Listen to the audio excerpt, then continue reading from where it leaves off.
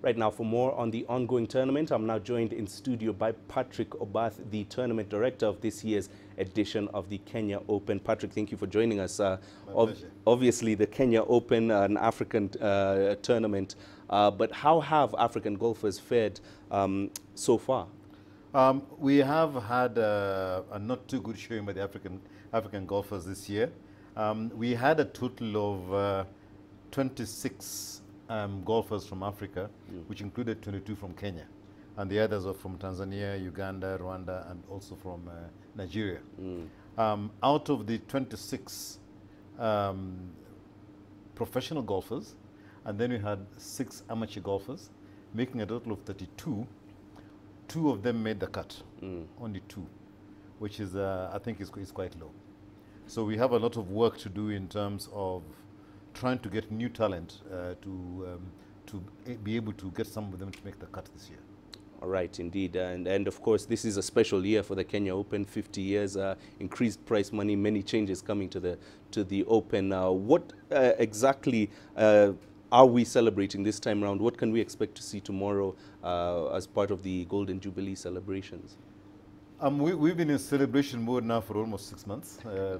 As it were, you had various events celebrating the 50th anniversary.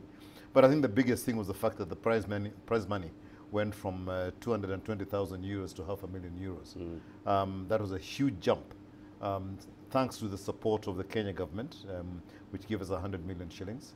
Then also Barclays, our title sponsor, who have given us a total of 40 million in terms of straight cash, another 40 million in terms of support for the event.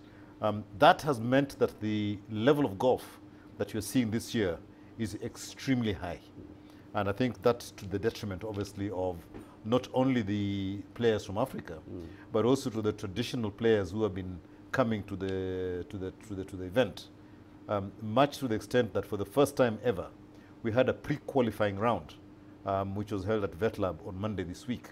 And a pre-qualifying round is where people travel from all over the world. They're free to come, but there are only 3 places to play for. And for those 3 places, we had 41 players, out of which 6 were from Kenya, the other 35 were from abroad.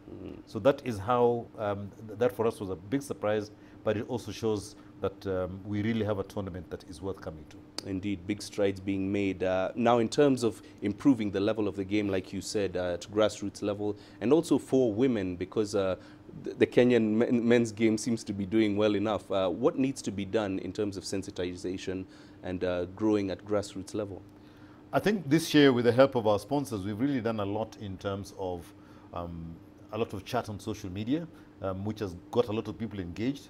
We also did a lot in terms of the print media as well. There's a lot going on. And I think that has sensitized a lot of people to the opportunities that golf presents.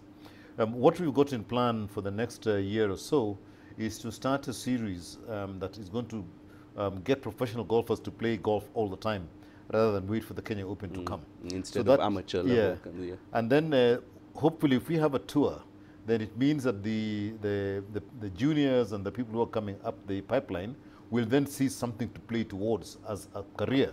Because at the moment, there isn't really an attractive career for golf, professional golf in this country, or even in this part of East Africa. So we are looking at setting up a session that will actually work across the whole of East Africa. The challenge we have, obviously, is the Kenya Open. The Kenya Open was was a men's event, and that's what it's been running for all this time. But we've realized that in order to get golf spreading across the whole country, we have to work